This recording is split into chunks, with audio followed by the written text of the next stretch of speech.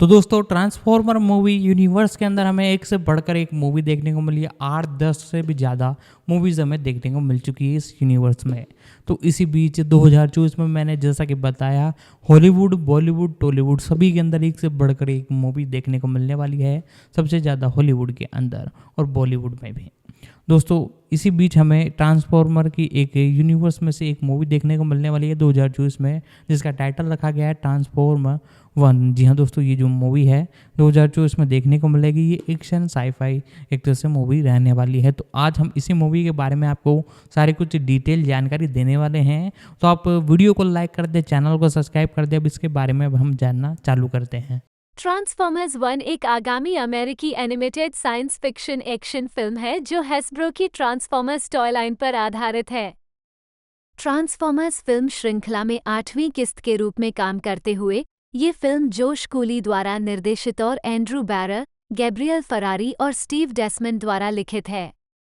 कलाकारों की टुकड़ी में Chris Hemsworth, Brian Tyree Henry, Scarlett Johansson, Keegan Michael Key, Jon Hamm और लॉरेंस फिशबर्न शामिल हैं। फिल्म को साइबरट्रॉन ग्रह पर स्थापित एक मूल कहानी के रूप में वर्णित किया गया है और यह ऑप्टिमस प्राइम और मैगेट्रॉन के बीच संबंधों पर केंद्रित होगी। मार्च 2015 में ट्रांसफॉर्मर्स एज ऑफ एक्सटिंक्शन 2014 की रिलीज के बाद पैरामाउंट पिक्चर्स ने अकिवा गोल्ड्समैन को माइकल बे, स्टीवन स्पीलबर्ग और लोरेंजो डी बोनावेंटुरा के साथ काम करने का काम सौंपा, ताकि संभावित भविष्य की ट्रांसफॉर्मर्स फिल्मों के लिए विचार तैयार करने के लिए एक लेखक का कमरा स्थापित किया जा सके।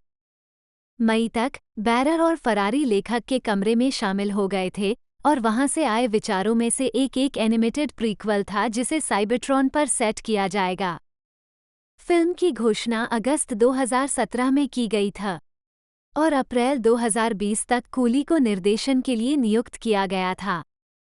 शीर्षक और वॉइस कास्ट अप्रैल 2023 में सामने आए, जबकि इंडस्ट्रियल लाइट एंड मैजिक ने एनिमेशन प्रदान किया। पैरामाउंट पिक्चर्स द्वारा ट्रांसफॉर्मर्स 1 को संयुक्त राज्य अमेरिका में 13 सितंबर 2024 को नाटकीय रूप से रिलीज किया जाना है।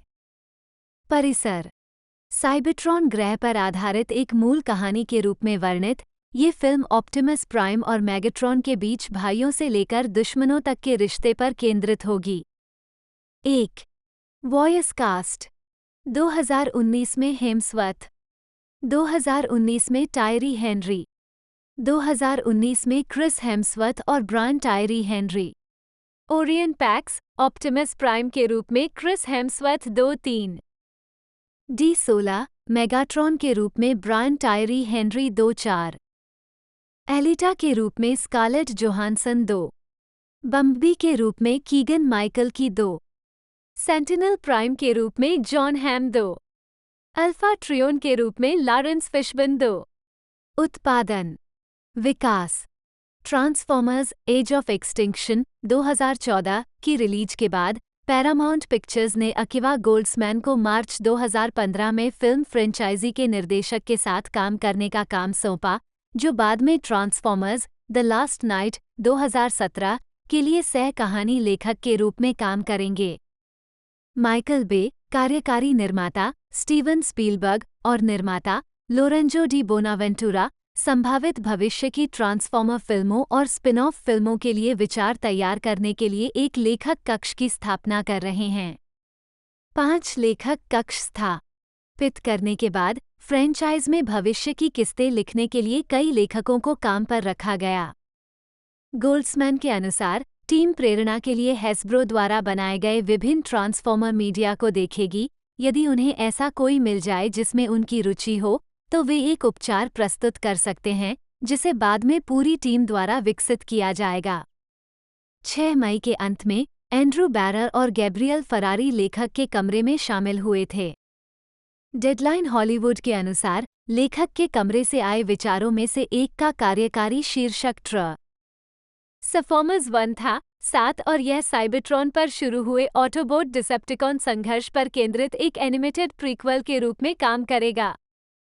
8-9 अगस्त 2017 में ये बताया गया कि एक एनिमेटेड ट्रांसफॉर्मर्स फिल्म पर आधिकारिक तौर पर काम चल रहा था। 10 बम्बी 2018 की रिलीज के बाद डी बोनावेंटुरा ने एनिमेटेड फिल्म पर चर्चा की, ये स्पष्ट करते हुए कि यह कार्यरत है और संपूर्ण साइबरट्रॉन पौराणिक कथाओं को बताएगी। 11 यह आश्वासन देते हुए कि फ्रेंचाइजी के प्रशंसक आनंद लेंगे। पतली परत बम्बी के निर्देशक ट्रेविस नाइट ने भी फिल्म में रुचि व्यक्त की। 12-13 अप्रैल 2020 में ये बताया गया कि जोश कूली को फिल्म का निर्देशन करने के लिए काम पर रखा गया था और वो बैरर और फरारी की स्क्रिप्ट की देखरेख कर रहे थे। हैस्ब्रो एंटरटेनमेंट और पैरामाउंट एनिमेशन फिल्म का निर्माण करेंगे। 1 फरवरी 2022 में ये सामने आया कि फिल्म कंप्यूटर एनिमेटेड होगी। 14 दिसंबर 2022 में शीर्षक को ट्रांसफॉर्मर्स ए न्यू जनरेशन बताया गया था। हालांकि डी बोनावेंटुरा ने बाद में अप्रैल 2023 में कहा था कि शीर्षक को अभी तक अंतिम रूप नहीं दिया गया है। 15-16 उस महीने के अंत में सिनेम कॉन में शीर्षक की आधिकारिक तौर पर ट्रांसफॉर्मर्स 1 के रूप में पुष्टि की गई।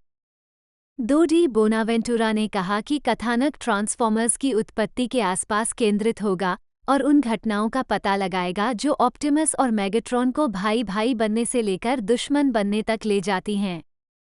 17 जून में स्टीव डेसमंड को फिल्म का लेखक बताया गया।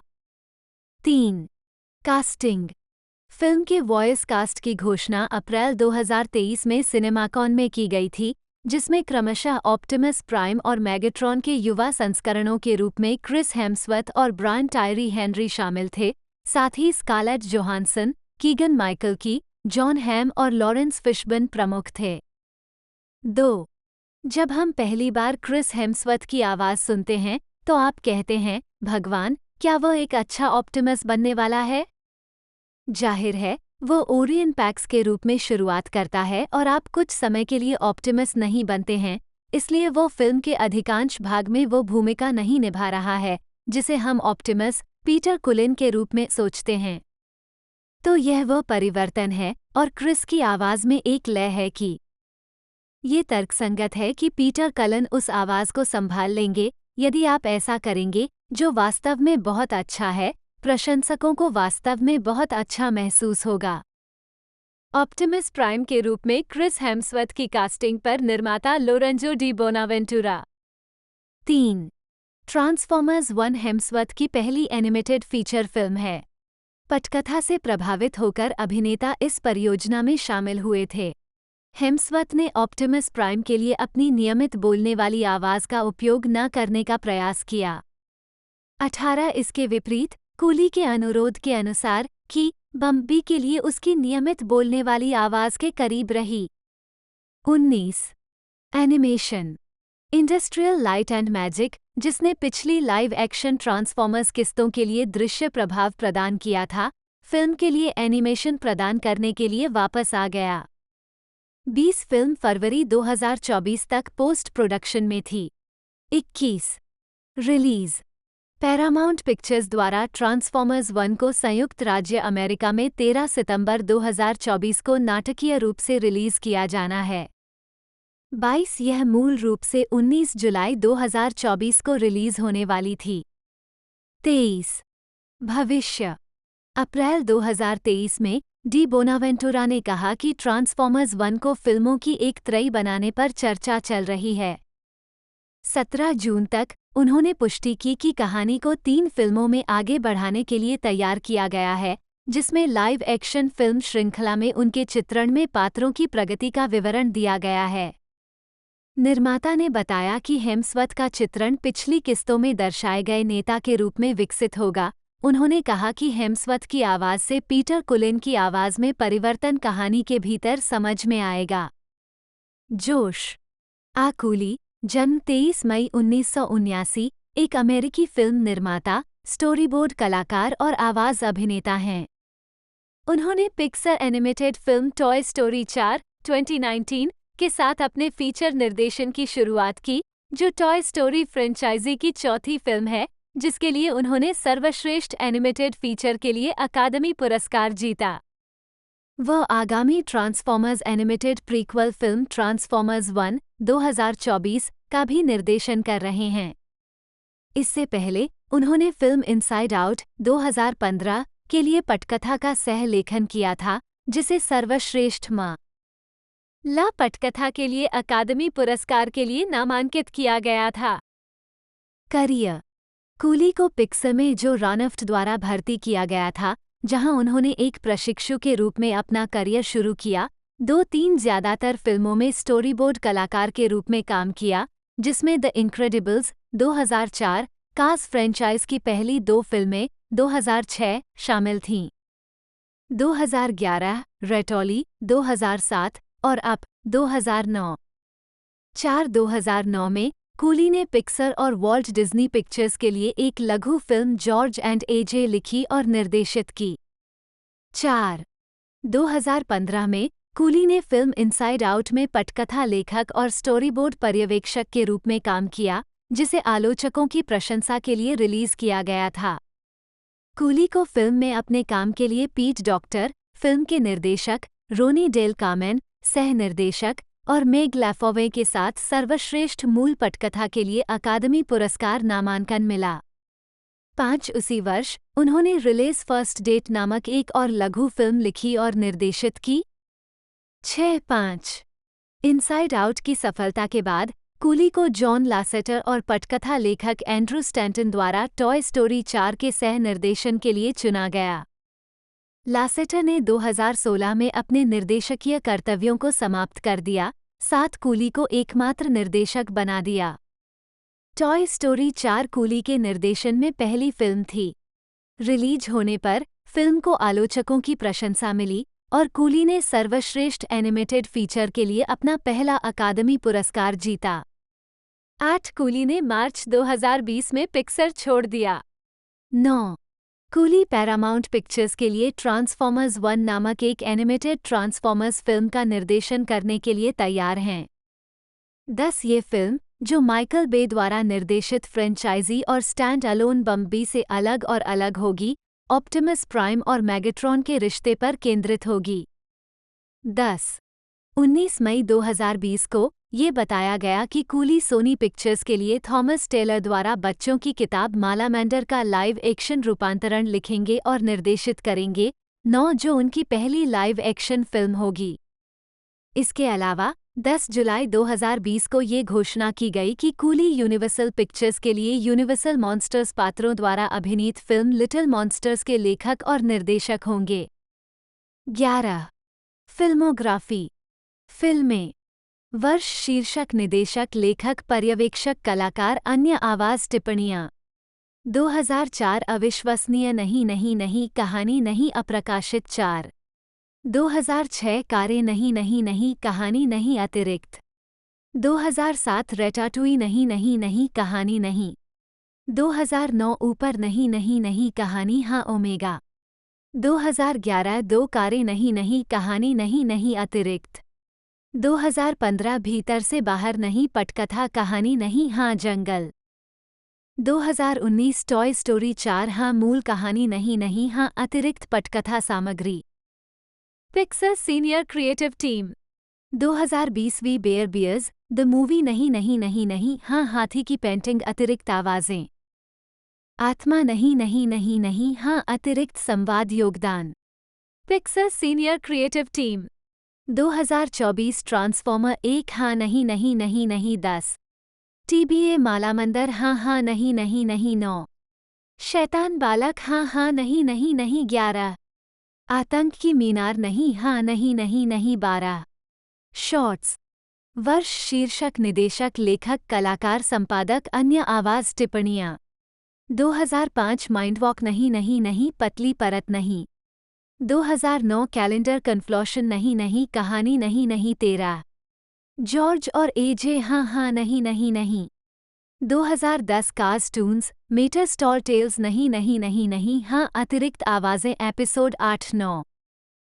2011 Toy Story Toons, Small Fry नहीं नहीं नहीं, कहानी हाँ, खजांची, छिपकली, जादूगर। 2013 cartoons, Tales from Radiator Springs नहीं नहीं नहीं नहीं, हाँ, बग, अतिरिक्त आवाजें, एपिसोड 1-3।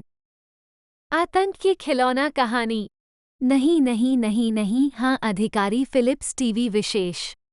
2015 रिले की पहली डेट? हाँ हाँ नहीं नहीं हाँ पिताजी का दुख। 2021-22 बनाम पृथ्वी नहीं हाँ नहीं नहीं नहीं डिज्नी जोड़ मूल लघु फिल्म।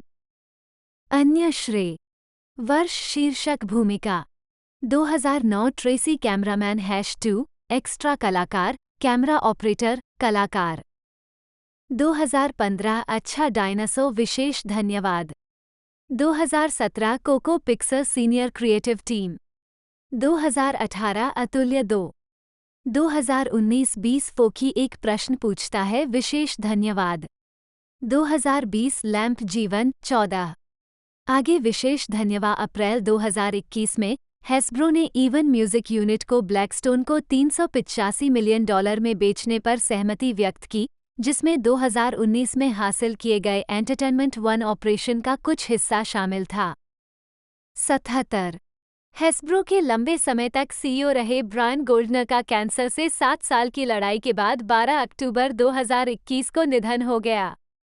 78-79 गोल्डनर की मृत्यु के बाद रिचर्ड स्टोडार्ट ने कंपनी के अंतरिम सीईओ के रूप में कार्य किया। क्रिस कॉक्स को 5 जनवरी 2022 को गोल्डनर के उत्तराधिकारी के रूप में नामित किया गया था और 25 फरवरी 2022 को सीईओ बन गए। 80 कॉक्स पूर्व में हैस्ब्रो के एक प्रभाग विज़ार्ड्स ऑफ द कोस्ट के अध्यक्ष और मुख्य परिचालन अधिकारी थे। 80 जून 2022 में हैस्ब्रो ने एक्टिविस्ट निवेशक अल्टा फॉक्स कैपिटल मैनेजमेंट एलएलसी की बोर्ड चुनौती को हरा दिया।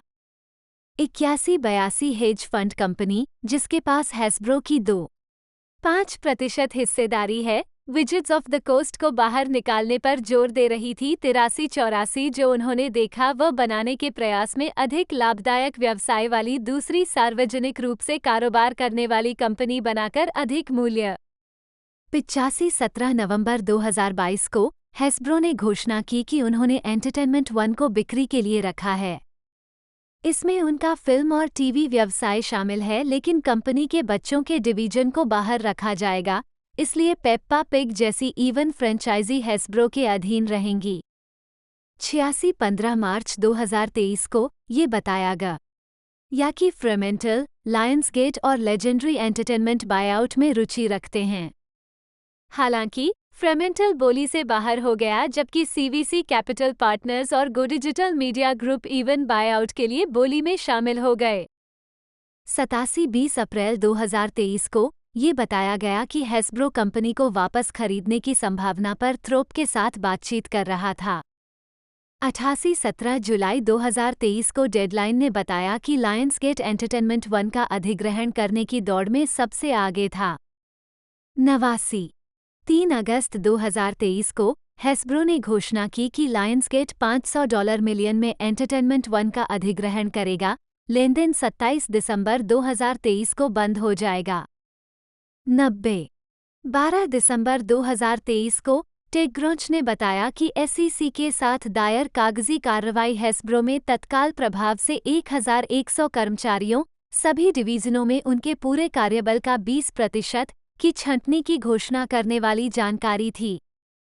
हैस्ब्रो के सीईओ क्रिस कॉक्स ने कहा कि यह कटौती एक व्यापक लागत बचत रणनीति का हिस्सा है, जिसका लक्ष्य 2025 तक $350 मिलियन से $400 मिलियन की बचत करना है, जिसमें लाइसेंसिंग और मनोरंजन जैसे उच्च लाभकारी क्षेत्रों पर नए सिरे से ध्यान केंद्रित करना है, विशेष रूप से विज़ार्ड्स में। तट प्रभाग 91 हैस्ब्रो ने मैकफिलिन टॉयज के पेज पंचर्स लाइनअप के हिस्से के रूप में उसके साथ एक समझौते पर हस्ताक्षर करने की भी घोषणा की। 92 सहायक कंपनियां उपभोक्ता उत्पाद Funskool 40%, Hasbro gaming, Avalon Hill brand 93-94, HasLab 2012 में निष्क्रिय, 2018 में पुनः स्थापित 95, Hasbro Pulse, Playskool, Tonka, मनोरंजन, Hasbro entertainment 96, Astley Baker Davies 70%, बायां पैर नीला, केक मिक्स स्टूडियो, डिस्कवरी परिवार 40%, SCG character LLC, SCG Power Rangers LLC, SCG Luna Petunia LLC, Treehouse Detectives LLC, Saban Brands Voyagers LLC, जादूगर और digital, तट के जादूगर, आदर्श मनोरंजन 97, परमाणु आर्केड 98,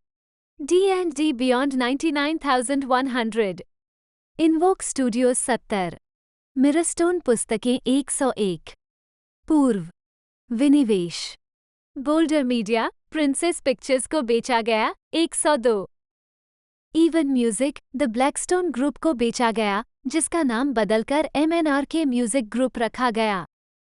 एंटरटेनमेंट 168, 2023 में लायंसगेट को बेचा गया 796, गुप्त स्थान, Mark Gordon company, automatic 103, eOne films, Amblin Partners, अल्पसंख्यक।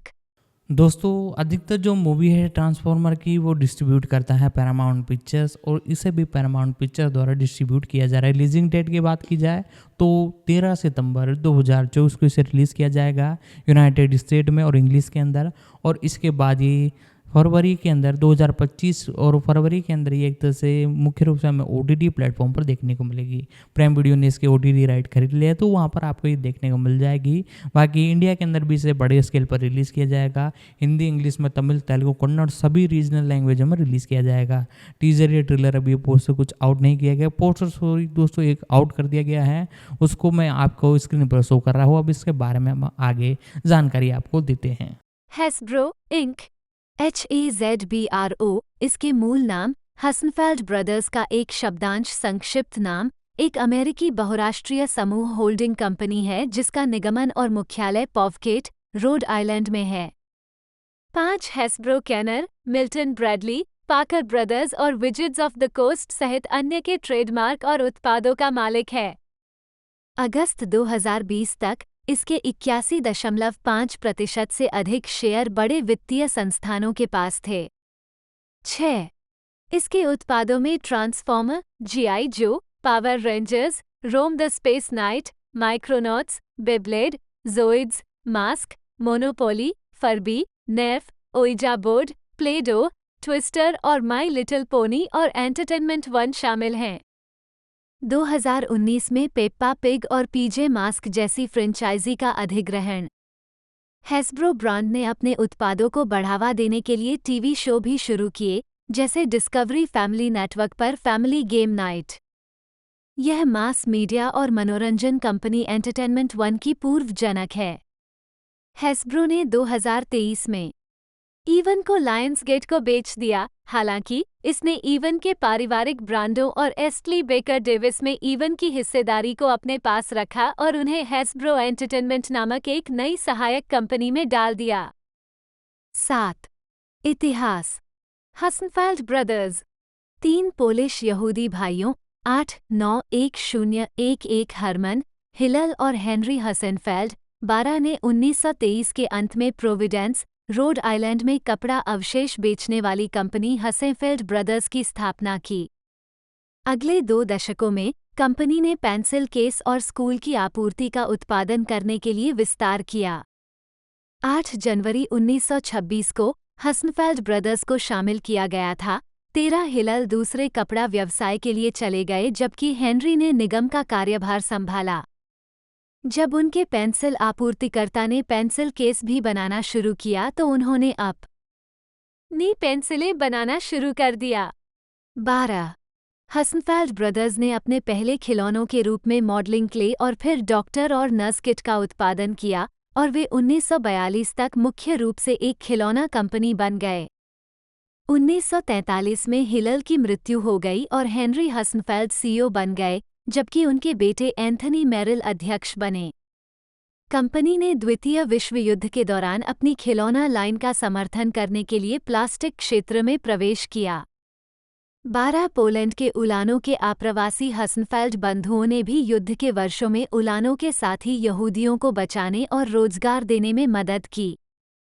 14 जेकब क्लैपर, जो कि उलानों में जन्मे नरसंहार से बचे थे, को याद है कि जब वह संयुक्त राज्य अमेरिका पहुंचे तो उन्हें बताया गया था कि हसनफेल्ड ब्रदर्स उलानों के किसी भी जीवित बचे व्यक्ति को नौकरी पर रखेंगे, कोई सवाल नहीं पूछा गया।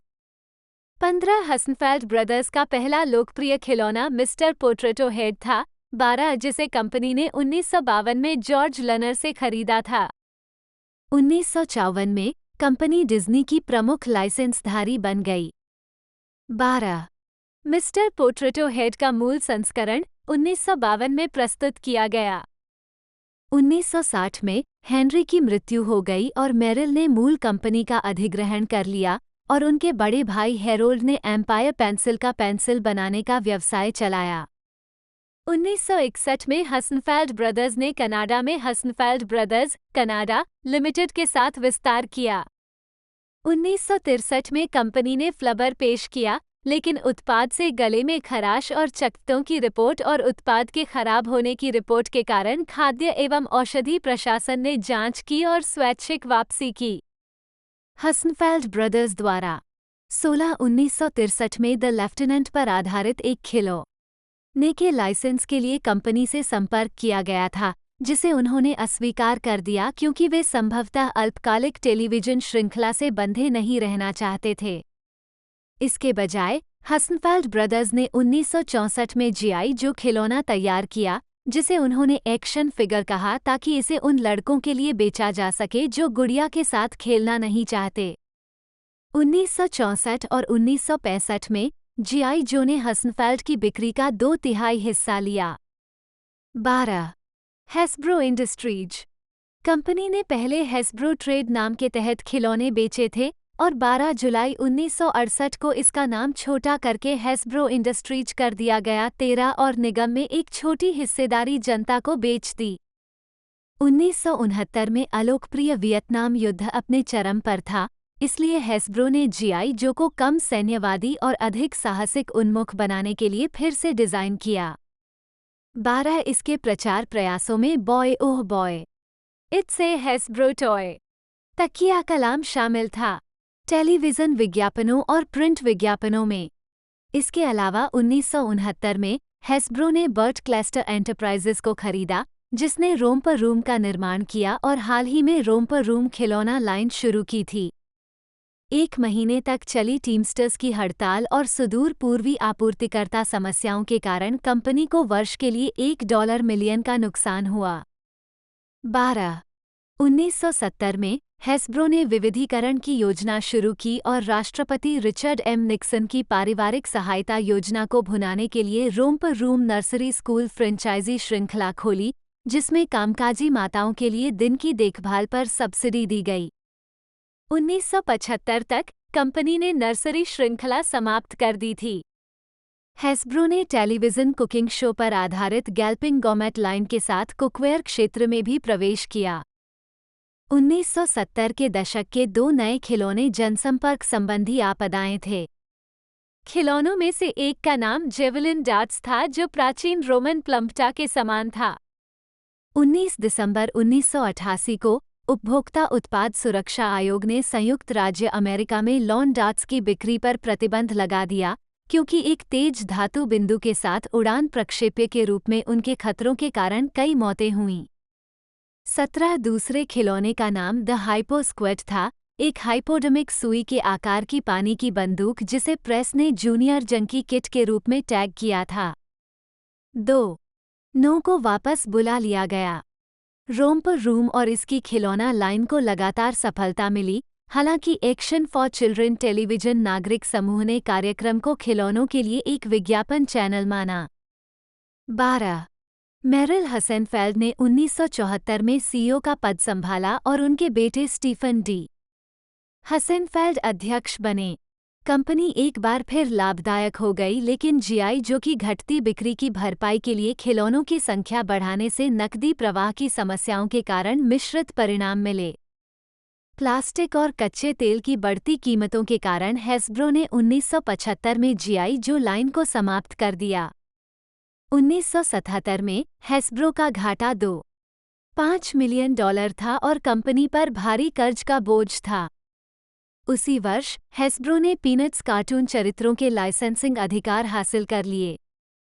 वित्तीय स्थिति खराब होने के कारण हैस्ब्रो के बैंकरों ने कंपनी को 1979 की शुरुआत में अस्थायी रूप से लाभांश भुगतान बंद कर दिया। टॉय डिवीजन के घाटे ने एम्पायर पेंसिल सहायक कंपनी के साथ कंपनी के व्यवहार के बारे में हैरोल्ड हेसेनफेल्ड की नाराजगी को बढ़ा दिया क्योंकि एम्पायर को मुनाफे की तुलना में पूंजीगत व्यय का निम्न स्तर प्राप्त हुआ था।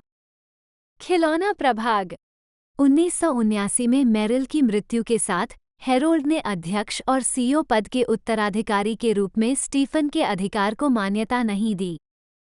एक समाधान के रूप में हैस्ब्रो ने 1980 में एम्पायर पेंसिल को बंद कर दिया, जो देश की सबसे बड़ी पेंसिल निर्माता थी। हैरोल्ड ने एम्पायर के शेयरों के लिए अपने हैस्ब्रो शेयरों का व्यापार किया।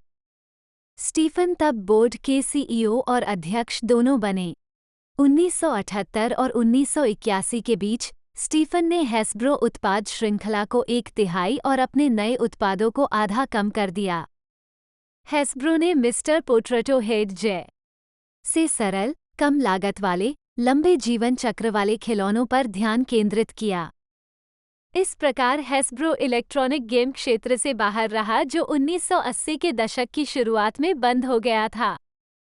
1982 में हैस्ब्रो ने मार्वल कॉमिक्स की मदद से वर्तमान घटनाओं के आधार पर एक आतंकवाद विरोधी विशेष बल टीम के रूप में अपनी जीआई जो लाइन को पुनर्जीवित किया।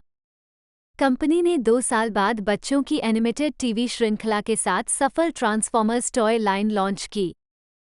खिलौनों और टीवी श्रृंखला के लोकप्रिय होने के साथ स्टीफन हेसेनफेल्ड ने पीपल पत्रिका के कवर फोटो के लिए खिलौनों के साथ तस्वीर खिंचवाई।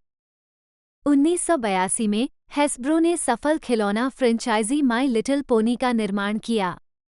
1983 में उन्होंने शिशु उत्पादों के निर्माता और दुनिया के सबसे बड़े बिब उत्पादक ग्लैंको इन्फेंट आइटम्स और संघर्षरत वॉर्नर कम्युनिकेशंस की सहायक कंपनी निकरबॉकर टॉय कंपनी को खरीद लिया।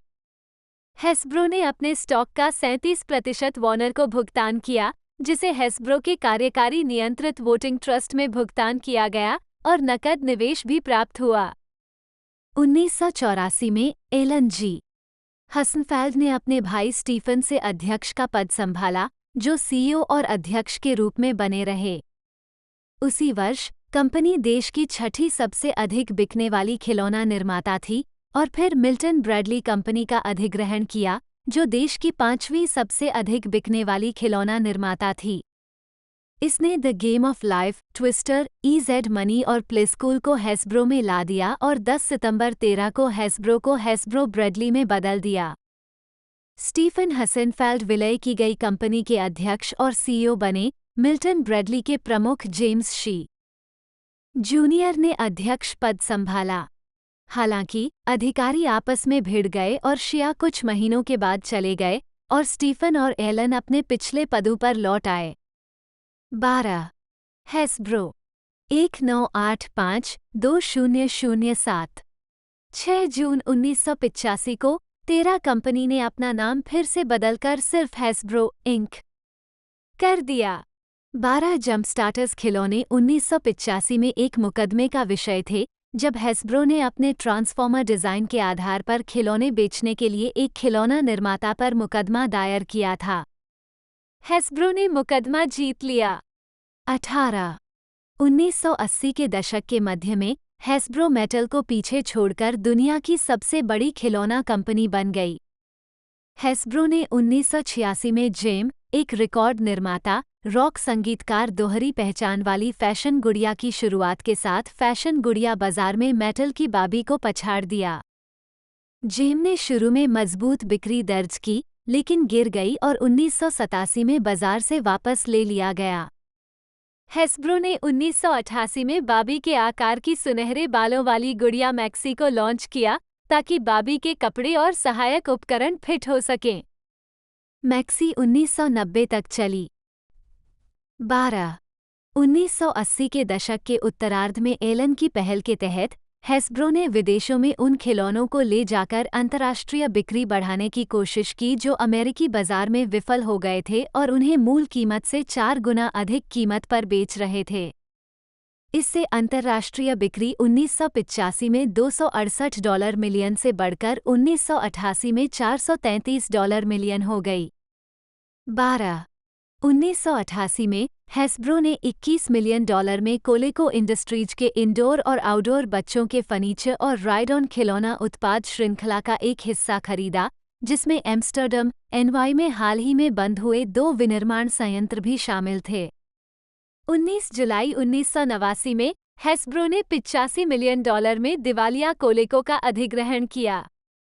20 स्टीफन हेसेनफेल्ड की उसी वर्ष बाद में मृत्यु हो गई, जिस वर्ष उन्होंने 1989 में कंपनी का नियंत्रण अपने हाथ में लिया था। उस वर्ष कंपनी की बिक्री $104 मिलियन से घटकर $1.4 बिलियन से अधिक हो गई। 12 एलन ने स्टीफन के बाद अध्यक्ष और सीईओ का पद संभाला। 1991 में हैस्ब्रो ने टोंका कॉर्प को $486 मिलियन में खरीदा, साथ ही इसकी इकाइयों पाकर ब्रदर्स, मोनोपोली के निर्माता और कैनर प्रोडक्ट्स को भी खरीदा।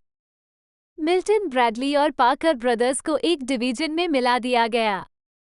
एलन ने ग्रीस, हंगरी और मेक्सिको में नई इकाइयों के साथ विदेशों में हैस्ब्रो का विस्तार किया।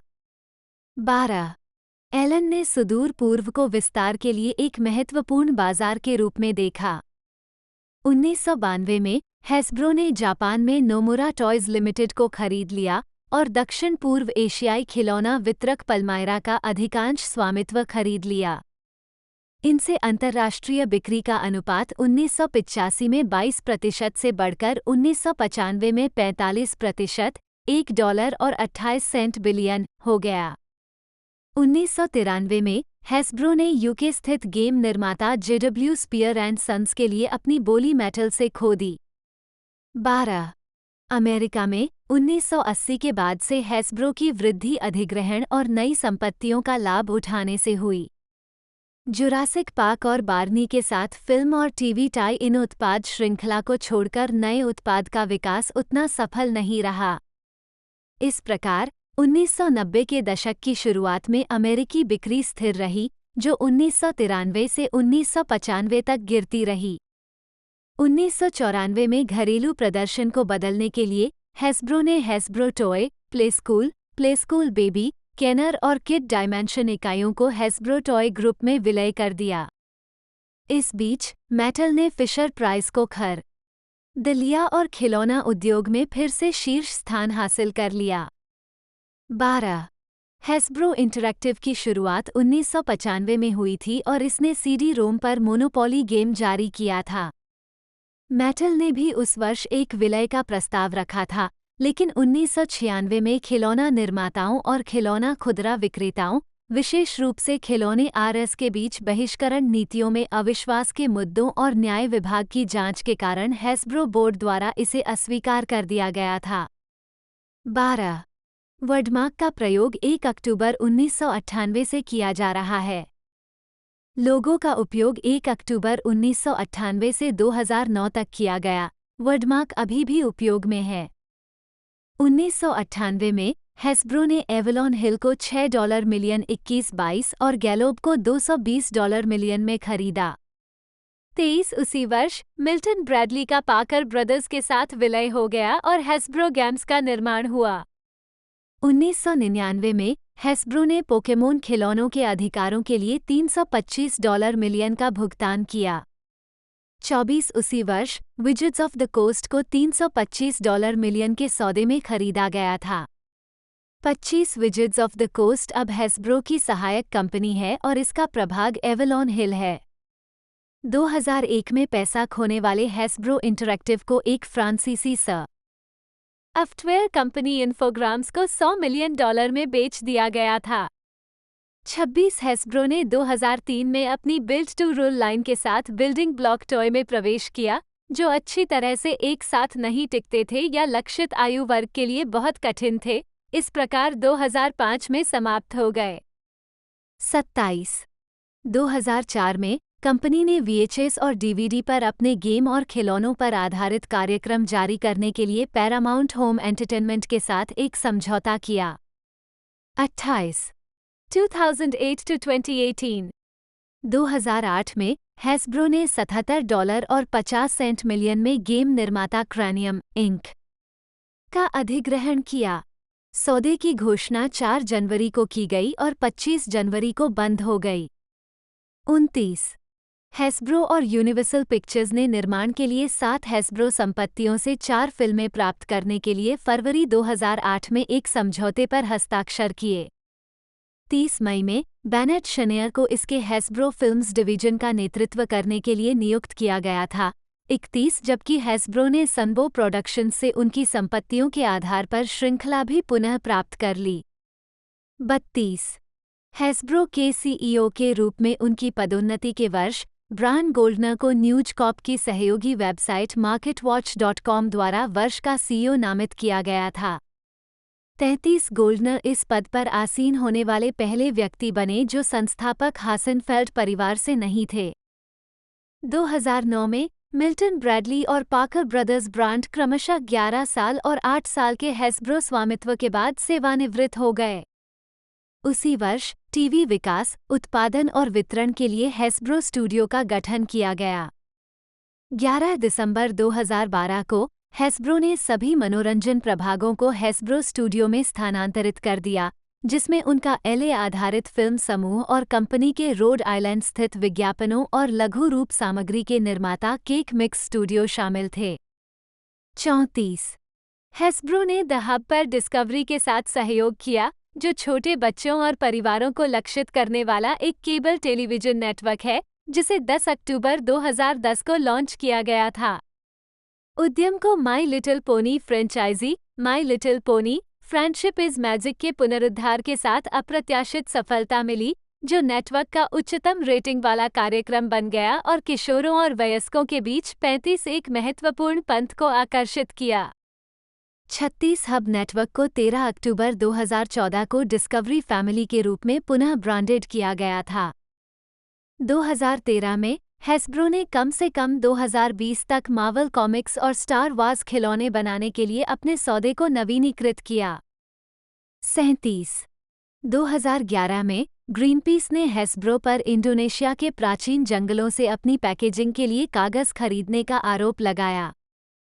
हैस्ब्रो ने अपनी कागज क्रय नीति में बदलाव किया, जिससे कंपनी को ग्रीनपीस के कार्यकारी निदेशक फिल रेडफोर्ड से प्रशंसा मिली, जिन्होंने कहा, नई हैस्ब्रो नीति अपने खिलौना पैकेजिंग में पुनर्नवीनीकरण और वन स्टीवर्डशिप काउंसिल (FSC) प्रमाणित कागज को भी बढ़ाएगी।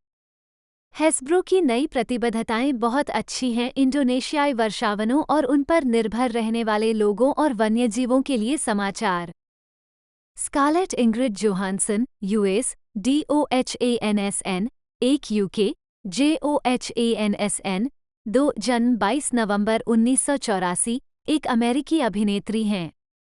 2018 और 2019 में दुनिया की सबसे ज्यादा कमाई करने वाली अभिनेत्री, उन्हें फोर्ब्स सेलिब्रिटी 100 की सूची में कई बार शामिल किया गया है। टाइम ने उन्हें 2021 में दुनिया के 100 सबसे प्रभावशाली लोगों में से एक का नाम दिया। जोहानसन की फिल्मों ने दुनिया भर में $3 बिलियन से अधिक की कमाई की, जिससे वह अब तक की सबसे ज्यादा कमाई करने वाली बॉक्स ऑफिस स्टार बन गईं। वह पहली बार एक ऑफ ब्रॉडवे नाटक में एक बाल कलाकार के रूप में मंच पर दिखाई दीं। जोहानसन ने फैंटेसी कॉमेडी नॉर्थ 1994 से अपनी फिल्म की शुरुआत की और many and low 1996, the horse whisperer 1998 और घोस्ट वर्ल्ड 2001 में अपनी भूमिकाओं के लिए शुरुआती पहचान हासिल की। 2003 में लॉस्ट इन ट्रांसलेशन के साथ वयस्क भूमिकाओं में उनका बदलाव आया और इस प्रदर्शन के लिए उन्होंने सर्वश्रेष्ठ अभिनेत्री का बाफ्टा पुरस्कार जीता। Girl with a Pearl Earring 2003 में 17वीं सदी की नौकरानी, A Love Song for Bobby Long 2004 में एक परेशान किशोरी और मैच पॉइंट 2005 में एक आकर्षक महिला की भूमिका निभाने के लिए उन्हें प्रशंसा मिलती रही। बाद में वुडी एलन के साथ उनका पहला सहयोग हुआ, जिन्होंने बाद में उन्हें स्कूप 2006 और विकी क्रिस्टीना बार्सिलोना 2008 में निर्देशित किया। इस अवधि के जोहानसन के अन्य कार्यों में द प्रेस्टीज 2006 और एल्बम एनीवेयर आई ले माई हेड 2008 और ब्रेकअप 2009 शामिल हैं, दोनों बिलबोर्ड 200 पर शामिल हुए। 2010 में जोहानसन ने ए व्यू फ्रॉम द ब्रिज के पुनरुद्धार में ब्रॉडवे पर शुरुआत की, जिसने उन्हें सर्वश्रेष्ठ फीचर्ड अभिनेत्री के लिए टोनी पुरस्कार जीता, और Marvel cinematic universe film iron man 2 में ब्लैक विडो का किरदार निभाना शुरू किया। उन्होंने 8 फिल्मों में भूमिका दोहराई, जिससे उनकी एकल फीचर ब्लैक विडो 2021 को वैश्विक स्टारडम हासिल हुआ। इस अवधि के दौरान जोहानसन ने साइंस फिक्शन फिल्मों हर 2013, अंडर द स्किन 2013 और लूसी 2014 में अभिनय किया। उन्हें ड्रामा मैरिज स्टोरी 2019 में तलाक से गुजर रही एक अभिनेत्री और व्यंग्य जोजो रैबिट 2019 में नाज़ी जर्मनी में एक एकल मां की संबंधित भूमिकाओं के लिए एक साथ 2 अकादमी पुरस्कार नामांकन सर्वश्रेष्ठ अभिनेत्री और सर्वश्रेष्ठ सहायक अभिनेत्री प्राप्त हुए। यह उपलब्धि हासिल करने वाले कुछ अभिनेताओं में से एक बन गए। सेक्स प्रतीक के रूप में लेबल की गई, जोहानसन को विभिन्न मीडिया आउटलेट्स द्वारा दुनिया की सबसे आकर्षक महिलाओं में से एक के रूप में संदर्भित किया गया है। वह एक प्रमुख ब्रांड एंडोसर हैं और कई धर्मार्थ कार्यों का समर्थन करती हैं। अभिनेता रयान रेनॉल्ड्स और व्यवसायी रोमन डोरियाक से तलाक लेकर जोहानसन ने 2020 से कॉमेडियन कॉलिन जोस्ट से शादी की है। उनके 2 बच्चे हैं, एक डोरियाक के साथ और दूसरा जोस्ट के साथ। प्रारंभिक जीवन: एक लाल ईंट की 3 मंजिला इमारत जिसके बाहर एक पेड़ है। Lee Strasberg Theatre and Film Institute, जहां जोहानसन ने बचपन में अभिनय करना सीखा। स्कारलेट इंग्रिड जोहानसन का जन्म 22 नवंबर 1984 को न्यूयॉर्क शहर के मैनहट्टन क्षेत्र में हुआ था। 3-4-5 जोहानसन के पिता कार्स्टन ओलाफ जोहानसन मूल रूप से कोपेनहेगन, डेनमार्क के एक वास्तुकार हैं। उनके माध्यम से वह एक कला इतिहासकार, पटकथा लेखक और फिल्म निर्देशक एजना जोहानसन की पोती हैं, जिनके अपने पिता स्वीडिश थे। 6-5 उनकी मां, न्यूयॉर्कर मेलानी स्लोअन, एक निर्माता के रूप में काम कर चुकी हैं। वह एक अशकेनाज़ी यहूदी परिवार से आती है जो पोलैंड और रूस से भाग गया था, जिसका मूल उपनाम स्लैमब अग था। 5 और जोहानसन की पहचान यहूदी के रूप में है। 7-8-9 उनकी एक बड़ी बहन है जिसका नाम वेनेसा है, जो एक अभिनेत्री भी है। एक बड़ा भाई है जिसका नाम एड्रियन है और एक जुड़वां भाई है जिसका नाम हंटर है। 10 जोहानसन का अपने पिता की पहली शादी से क्रिश्चियन नाम का एक बड़ा सौतेला भाई भी है और उसके पास दोहरी अमेरिकी और डैनिश नागरिकता है। 11-12 पीबीएस के फाइंडिंग योर रूट्स के 2017 के एपिसोड में उसे पता चला कि उसके नाना के भाई और विस्तारित परिवार की वारसो यहूदी बस्ती में प्रलय के दौरान मृत्यु हो गई थी। 13 जोहानसन ने मैनहट्टन के ग्रीनविच विलेज के एक प्राथमिक विद्यालय PS 41 में पढ़ाई की। 14 जब वह 13 वर्ष की थी तब उसके माता पिता का तलाक हो गया। 15 वह विशेष रूप से अपनी नानी डोरोथी स्लोअन, जो एक मुनीम और स्कूल शिक्षिका थीं, के बहुत करीब थीं। वे अक्सर एक साथ समय बिताते थे और जोहानसन डोरोथी को अपना सबसे अच्छा दोस्त मानते थे। 16 कम उम्र से ही सुर्खियों में रहने वाले करियर में रुचि रखने वाली जोहानसन अक्सर अपने परिवार के लिए गाने और नृत्य का कार्यक्रम पेश करती थीं। वह विशेष रूप से संगीत, थिएटर और जैज़ हाथों की शौकीन थीं। 17-18 जोहानसन ने टैप डांस की शिक्षा ली और कहा कि उसके माता पिता उसके करियर चयन के समर्थक थे। उन्होंने अपने बचपन को बेहद साधारण बताया है। 19 एक बच्चे के रूप में जोहानसन ने मीट मी इन सेंट लुइस में जूडी गार्लैंड की तरह बनने की चाहत में खुद को रोने तक दर्पण में घूरकर अभिनय का अभ्यास किया। 7 साल की उम्र में जब एक टैलेंट एजेंट ने उनकी जगह उनके एक भाई को साइन कर लिया तो वो टूट गईं, लेकिन बाद में उन्होंने फिर भी अभिनेत्री बनने का फैसला किया। ली स्ट्रासबर्ग थिएटर इंस्टीट्यूट में दाखिला लेने और विज्ञापनों के लिए ऑडिशन देने के बाद जोहानसन ने जल्द ही रुचि खो दी। उन्होंने कहा, मैं वंडर ब्रेड का प्रचार नहीं करना चाहता था। 20 उन्होंने अपना ध्यान फिल्म और थिएटर पर केंद्रित कर दिया। 21 उन्होंने एथन हॉक के साथ ऑफ ब्रॉडवे नाटक सोफिस्ट्री में 2 पंक्तियों के साथ पहली बार मंच पर प्रस्तुति दी। 22-21 लगभग इसी समय जोहानसन ने मैनहट्टन में महत्वाकांक्षी बाल कलाकारों के लिए एक निजी शैक्षणिक संस्थान प्रोफेशनल चिल्ड्रन स्कूल में पढ़ाई शुरू की। 17. अभिनय करियर। ये भी देखें स्क्रीन और मंच पर स्कारलेट जोहानसन और स्कारलेट जोहानसन द्वारा प्राप्त पुरस्कारों और नामांकनों की सूची। 1994-2002 प्रारंभिक कार्य और सफलता। 9 साल की उम्र में जोहानसन ने फैंटेसी कॉमेडी नॉर्थ 1994 में जॉन रिटर की बेटी के रूप में अपनी फिल्म की शुरुआत की। 21 वह कहती हैं कि जब वो फिल्म सेट पर थीं तो उन्हें सहज रूप से पता था कि क्या करना है।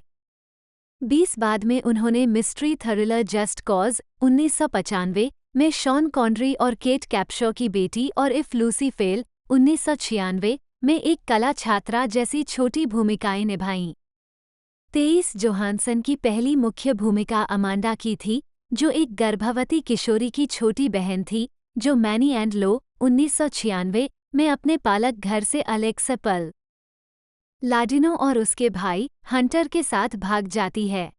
उनके प्रदर्शन को सकारात्मक समीक्षा मिली। सैन फ्रांसिस्को क्रॉनिकल के लिए लिखे गए एक लेख में कहा गया, फिल्म आप पर बढ़ती है, मुख्य रूप से स्कारलेट जोहानसन के आकर्षण के कारण। 24 जबकि आलोचक मिक लासल उसी पेपर के लिए लिख रहे थे, ने उसकी शांतिपूर्ण आभा पर टिप्पणी की और माना यदि वह उस आभा के साथ बिना किसी बाधा के युवावस्था से गुजर सकती है तो वह एक महत्वपूर्ण अभिनेत्री बन सकती है।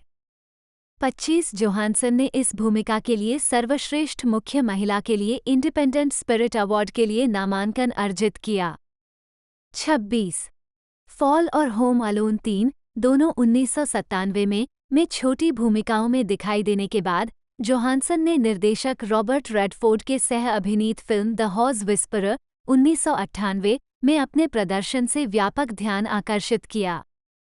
21-27 निकोलस इवांस के 1995 में इसी नाम के उपन्यास पर आधारित यह नाटक एक प्रतिभाशाली घोड़ा प्रशिक्षक की कहानी बताता है जिसे एक घायल किशोरी जोहानसन और उसके घोड़े को वापस स्वस्थ करने में मदद करने के लिए काम पर रखा गया है। जोहानसन को इस फिल्म के लिए परिचयात्मक श्रेय प्राप्त हुआ, यह उन की 7वीं भूमिका थी। जोहानसन की परिपक्वता पर रेडफोर्ड ने उसे 13 पर 30 पर जा रहा है के रूप में वर्णित किया। 28 वैरायटी के टॉड मैकोथी ने टिप्पणी की कि जोहानसन अपनी उम्र की अजीबता और एक लापरवाह लड़की के आंतरिक दर्द को दृढ़ता से व्यक्त करती है जो अचानक भयानक घटना से दब गई थी। 29 फिल्म के लिए उन्हें मोस्ट प्रॉमिसिंग एक्ट्रेस के लिए Chicago film critics association award के लिए नामांकित किया गया था। 30 उनका मानना था कि फिल्म ने उनके जीवन में कई चीजें बदल दी। उन्हें एहसास हुआ कि अभिनय किसी की भावनाओं में हेरफेर करने की क्षमता है। 31 किशोरी के रूप में अच्छी भूमिकाएं ढूंढने पर जोहानसन ने कहा कि यह उनके लिए कठिन था क्योंकि वयस्क स्क्रिप्ट लिखते थे और वे बच्चों को मॉल चूहों की तरह चित्रित करते हैं और गंभीरता से नहीं। बच्चों और किशोरों को किसी भी वास्तविक गहराई के साथ चित्रित नहीं किया जा रहा है। 32 जोहानसन बाद में माई ब्रदर द पिग 1999 और कोएन ब्रदर्स की neo noir film The Man Who Was Not There 2001 में दिखाई दिए। उनकी सफलता टेरी ज़्विगॉफ की ब्लैक कॉमेडी घोस्ट वर्ल्ड 2001 में एक संकी बहिष्कृत व्यक्ति की भूमिका निभाकर आई, जो इसी नाम के डैनियल क्लॉस के ग्राफिक उपन्यास का रूपांतरण था। 33 जोहानसन ने न्यूयॉर्क से एक टेप के माध्यम से फिल्म के लिए ऑडिशन दिया और ज़्विगॉफ का मानना था कि वह एक अद्वितीय, विलक्षण व्यक्ति और उस भूमिका के लिए सही थी। 34 फिल्म का premiere 2001 Seattle International Film Festival में हुआ। हालांकि यह बॉक्स ऑफिस पर असफल रही, लेकिन तब से इसने एक पंथ का दर्जा प्राप्त कर लिया है। 35 ऑस्टिन क्रॉनिकल समीक्षक द्वारा जोहानसन को संवेदनशीलता और प्रतिभा जो उनकी उम्र को कम करती है का श्रेय दिया गया और उनके प्रदर्शन के लिए सर्वश्रेष्ठ सहायक अभिनेत्री का टोरंटो फिल्म क्रिटिक्स एसोसिएशन पुरस्कार जीता। 36-37 डेविड आर्क्वेट के साथ Johansson horror comedy eight legged freaks 2002 में जहरीले कचरे के संपर्क में आने वाली मकड़ियों के एक संग्रह के बारे में दिखाई दिए, जिससे वे विशाल हो गईं और जानवरों और लोगों को मारना शुरू कर दिया। 38 उस वर्ष प्रोफेशनल चिल्ड्रन स्कूल से स्नातक होने के बाद उन्होंने न्यूयॉर्क विश्वविद्यालय के टिश स्कूल ऑफ आर्ट्स में आवेदन किया, लेकिन उन्हें अस्वीकार कर दिया गया और उन्होंने अपने फिल्मी करियर पर ध्यान केंद्रित करने का फैसला किया। 39 2003-2004 वयस्क भूमिकाओं में परिवर्तन। जोहानसन ने 2003 में 2 फिल्मों के साथ किशोर से वयस्क भूमिकाओं में बदलाव किया, romantic comedy drama Lost in Translation और drama Girl with a Pearl Earring. 40 Sofia Coppola द्वारा निर्देशित पूर्व में वह बिल मरे के सामने एक उदासीन और अकेली युवा पत्नी चार्लोट की भूमिका निभाती हैं। कोप्पोला ने पहली बार जोहानसन को मैनी एंड लो में देखा था और उसकी तुलना एक युवा लॉरेन बैकल से की थी। कोप्पोला ने फिल्म की कहानी द बिग स्लीप 1946 में बैकल और हम्फ्रे बोगार्ट के बीच संबंधों पर आधारित थी। 41 जोहानसन का एक महिला निर्देशक के साथ काम करने का अनुभव अलग लगा क्योंकि कोप्पोला की उसके साथ सहानुभूति रखने की क्षमता थी। $42 मिलियन के बजट पर बनी इस फिल्म ने बॉक्स ऑफिस पर $119 मिलियन की कमाई की और आलोचकों की प्रशंसा प्राप्त की। 43-44 रोजर एबर्ट फिल्म से खुश थे और उन्होंने मुख्य कलाकारों के प्रदर्शन को अद्भुत बताया। 45 और एंटरटेनमेंट वीकली ने जोहानसन की आलिंगन आरामदायक शांति के बारे में लिखा। 46 न्यूयॉर्क टाइम्स ने अधिक उम्र का किरदार निभाने के लिए जोहानसन की प्रशंसा की, जिनकी उम्र फिल्मांक न के समय 17 वर्ष थी। 47 काली पोशाक और मोतियों का हार पहने स्कारलेट जोहानसन की एक तस्वीर। जोहानसन 2003 टोरंटो अंतर्राष्ट्रीय फिल्म महोत्सव में Girl with a Pearl Earring के प्रीमियर में भाग लेते हुए पीटर वेबर की Girl with a Pearl Earring में, जो ट्रेसी शेवेलियर के इसी नाम के उपन्यास पर आधारित है, जोहानसन ने ग्रिट की भूमिका निभाई, जो डच चित्रकार जोहान्स वर्मीर कॉलिन फर्थ द्वारा अभिनीत के घर में 17वीं शताब्दी का एक युवा नौकर था। जोहानसन को कास्ट करने से पहले वेबर ने 150 अभिनेताओं का साक्षात्कार लिया। 48 जोहानसन को किरदार प्रेरक लगा, लेकिन उन्होंने उपन्यास नहीं पढ़ा क्योंकि उन्हें लगा कि कहानी को नए सिरे से शुरू करना बेहतर होगा। 49 Girl with a Pearl Earring को सकारात्मक समीक्षा मिली और ये लाभदायक रही। 50 द न्यूयॉर्कर के लिए अपनी समीक्षा में एंथनी लेन ने सोचा कि उनकी उपस्थिति ने फिल्म को जीवित बनाए रखा। उन्होंने लिखा, वो अक्सर शब्दहीन होती हैं और सादे ऑनस्क्रीन के करीब होती हैं, लेकिन उस जुनून की प्रतीक्षा करे जिसके साथ वो क्लोजअप बुला सकती हैं और इसकी निगाहों के नीचे खिलें, ये पूरी तरह से उनकी फिल्म है, वमीर की नहीं। 51 एंटरटेनमेंट वीकली के ओवन ग्लीबरमैन ने उनके लगभग मूक प्रदर्शन पर टिप्पणी करते हुए कहा, उनके चेहरे पर डर, अज्ञानता, जिज्ञासा और सेक्स का अंतर्संबंध बेहद नाटकीय है। 52 उन्हें 2003 में दोनों फिल्मों के लिए अग्रणी भूमिका में सर्वश्रेष्ठ अभिनेत्री के लिए बाफ्टा पुरस्कार और सर्वश्रेष्ठ अभिनेत्री के लिए गोल्डन ग्लोब पुरस्कार ए के लिए नामांकित किया गया था, जिसमें लॉस्ट इन ट्रांसलेशन के लिए पुरस्कार जीता गया था। वैरायटी की राय में लॉस्ट इन ट्रांसलेशन और Girl with a Pearl Earring में जोहानसन की भूमिकाओं ने उन्हें अपनी पीढ़ी की सबसे बहुमुखी अभिनेत्रियों में से एक के रूप में स्थापित किया। 27 2004 में जोहानसन की 5 फिल्में रिलीज हुईं, जिनमें से 3 tin heist film the perfect score, drama A Love Song for Bobby long और ड्रामा ए गुड वुमन आलोचनात्मक और व्यावसायिक रूप से असफल रहीं। 55 जॉन ट्रेवोल्टा के साथ सह-कलाकार, जोहानसन ने A Love Song for Bobby Long में एक असंतुष्ट किशोर की भूमिका निभाई, जो रोनाल्ड एवरेट कैप्स के उपन्यास ऑफ मैगजीन स्ट्रीट पर आधारित है। वैरायटी के डेविड रूनी ने लिखा कि जोहानसन और ट्रेवोल्टा के प्रदर्शन ने फिल्म को बचा लिया। 56 जोहानसन ने फिल्म के लिए ड्रामा नामांकन में सर्वश्रेष्ठ अभिनेत्री का गोल्डन ग्लोब पुरस्कार अर्जित किया। 53 2004 में अपनी चौथी release live action animated comedy the SpongeBob SquarePants movie में जोहानसन ने किंग नेपच्यून की बेटी राजकुमारी मिंडी को आवाज दी। वह कार्टून, विशेष रूप से द रेन एंड स्टिम्पी शो के प्रति अपने प्रेम के कारण इस परियोजना के लिए सहमत हुई। 57 ये फिल्म उस वर्ष उनकी व्यावसायिक रूप से सबसे सफल रिलीज थी। 55 इसके बाद वो फिल्म के वीडियो गेम रूपांतरण में मिंडी के रूप में अपनी भूमिका को दोबारा निभाएंगी।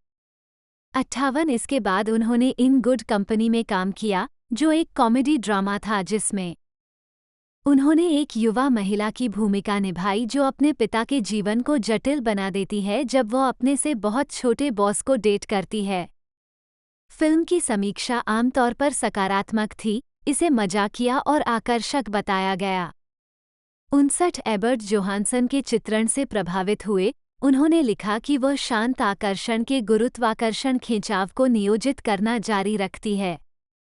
60 2005-2009 वुडी एलन के साथ सहयोग। द नैनी डायरीज 2006 के फिल्मांकन के दौरान कोलंबिया विश्वविद्यालय के परिसर में जोहानसन ने 2005 में वुडी एलन के नाटक मैच पॉइंट में एक महत्वाकांक्षी अभिनेत्री नोला की भूमिका निभाई, जिसका एक विवाहित व्यक्ति जॉनथन राइस मेयर्स द्वारा अभिनीत के साथ अफेयर शुरू होता है। भूमिका के लिए केट विंसलेट की जगह जोहानसन को लेने के बाद एलन ने चरित्र की राष्ट्रीयता को ब्रिटिश से बदल दिया। अमेरिकी को 61 एलन की फिल्मों की प्रशंसक जोहानसन को उनके साथ काम करने का विचार पसंद आया, लेकिन सेट पर पहले दिन उन्हें घबराहट महसूस हुई। 62 न्यूयॉर्क टाइम्स जोहानसन और राइस मेयर्स के प्रदर्शन से प्रभावित हुआ। 63 और सैन फ्रांसिस्को क्रॉनिकल के लिए लिखते हुए लासल ने कहा कि जोहानसन शुरुआत से ही एक पावरहाउस है, एक ऐसे प्रदर्शन के साथ जो सीमाओं को पार करता है, आश्चर्यजनक पर। 64 ये फिल्म बॉक्स ऑफिस पर सफल रही। 65 जिसने जोहानसन को गोल्डन ग्लोब के लिए नामांकन और सर्वश्रेष्ठ सहायक अभिनेत्री के लिए Chicago film critics association award दिलाया। 53-66 उसी वर्ष जोहानसन ने माइकल बे की विज्ञान कथा फिल्म द आइलैंड में इवान मैकग्रेगर के साथ सारा जॉर्डन और उसके क्लोन जॉर्डन टू डेल्टा की दोहरी भूमिकाओं में अभिनय किया। जोहानसन को अपना फिल्मांकन कार्यक्रम थका देने वाला लगा, उसे दिन में 14 घंटे शूटिंग करनी पड़ी और उसके सिर पर चोट लग गई और वो घायल हो गई। 67 फिल्म को मिश्रित समीक्षाएं मिलीं और $126 मिलियन के बजट के मुकाबले इसने $163 मिलियन की कमाई की। 68 2006 में जोहानसन की 2 फिल्मों ने मंच के जादूगरों की दुनिया की खोज की, दोनों ह्यू जैकमैन के साथ थीं। एलन ने फिल्म स्कूप 2006 में उनके और खुद जैकमैन के विपरीत काम किया, जिसमें उन्होंने एक पत्रकारिता छात्रा की भूमिका निभाई। ये फिल्म दुनिया भर में बॉक्स ऑफिस पर मामूली सफल रही, लेकिन आलोचकों का ध्रुवीकरण हो गया। 69-70 एबर्ट फिल्म के आलोचक थे, लेकिन उन्होंने जोहानसन को हमेशा की तरह प्यारा पाया। 71 और लासल ने उनके द्वारा अपनी भूमिका में लाई गई ताजगी को नोट किया। 72 वह ब्रायन डी पाल्मा की द ब्लैक डाहलिया में भी दिखाई दी, जो लॉस एंजल्स और बल्गेरिया में शूट की गई एक फिल्म थी। जोहानसन ने बाद में कहा कि वह डी पाल्मा की प्रशंसक थीं और उनके साथ फिल्म में काम करना चाहती थीं, लेकिन उन्हें लगा कि वह इस भूमिका के लिए उपयुक्त नहीं हैं। 73 द डेली टेलीग्राफ की एनी बिल्सन ने भी उसे गलत समझा। 74 हालांकि CNN ने कहा कि वह गूदेदार अवधि के वातावरण को ऐसे ग्रहण करती है जैसे कि वह ऑक्सीजन हो। 75 तो दोस्तों आज की इस वीडियो में हमने इस यूनिवर्स के अंदर एक और बेहतरीन मूवी के बारे में आपको सारी कुछ जानकारी बताई। यदि आपको इस यूनिवर्स की और भी किसी मूवी के बारे में कोई भी एक तरह से डिटेल एक्सप्लेनेशन या कुछ भी जानना हो तो आप नीचे कमेंट कर दीजिए, मैं उस पर अगली वीडियो लेकर आऊँगा। और दोस्तों आज की इस वीडियो में इतना ही, मिलते हैं अगले वीडियो में।